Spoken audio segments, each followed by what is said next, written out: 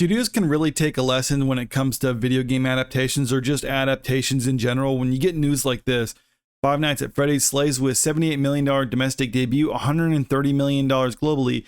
Now this article from Variety talks about it, and it says it's the second best day and date streaming release for any movie theatrically, behind 2021's Black Widow, which made $80 million at the box office and $60 million on Disney Plus. Now people are probably looking at this and thinking like, well, how'd you get the 60 million for Disney Plus since that's streaming?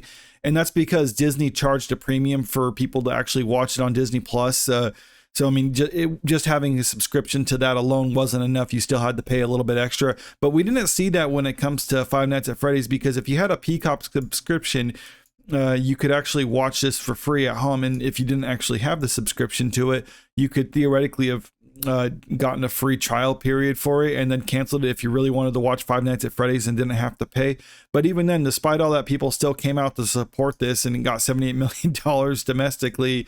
So, I mean, that's pretty good. And I think the lesson that needs to be taken away from this is you need to appease the fan base, because you look at the Rotten Tomato scores for this. I mean, yeah, the critics scores are terrible for this movie, but 88% for audiences. I mean, that's really not a bad score in my opinion. And that's the whole point about this movie, is because when Blumhouse Productions got the rights to this, they were thinking like, okay, this has a big built-in fan base.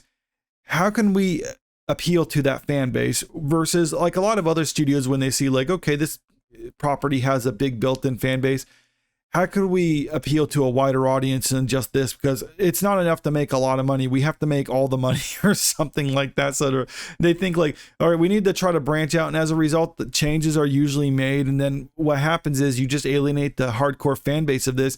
They come out of the theater saying like, oh, it's terrible. And then as a result, no one watches it. Versus something like this, I think it's going to attract a little bit more people, because the fans of the franchise are saying like, yeah, we enjoy it.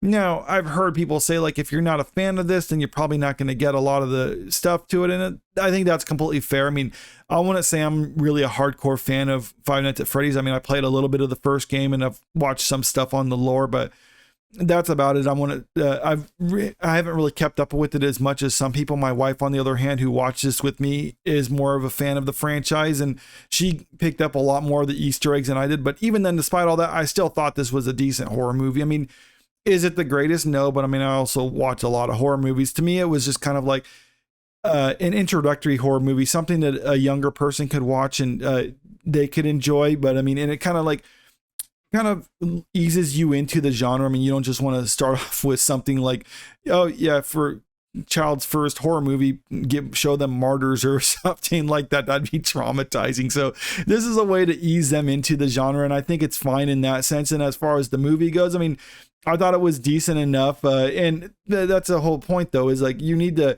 try to make something that appeals to the fan base when you make a movie like this, and they will show up and actually support it. I mean, and the added benefit of this is, since it was such a small budget, because they realized like, okay, we're not trying to appeal to a wider audience, so we're just going to give this a modest budget, which was around $20 million. And thankfully, most of that went to the animatronics, which actually were the highlight of the movie, in my opinion, or one of the highlights of it. And because of that, they were able to have such a modest budget, and they made their budget back on just selling the distribution rights to Peacock and other things like that.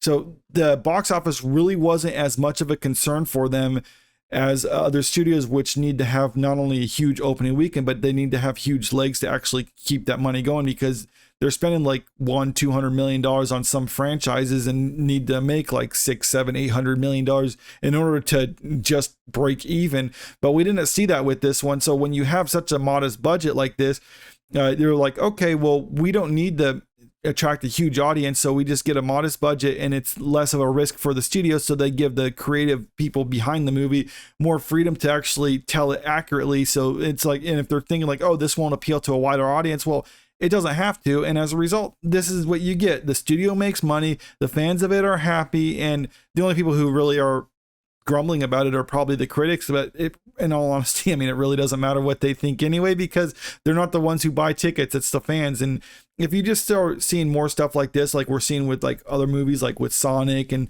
Super Mario Brothers, I mean, just trying to appeal to the fans of the franchise, then we're going to get more results like this. And you know what? I'm all for it. But let me know what you think about all this in the comment section below. And if you like this video, make sure you click that like button, share the video, and subscribe to the channel if you want to stay up to date with the latest news.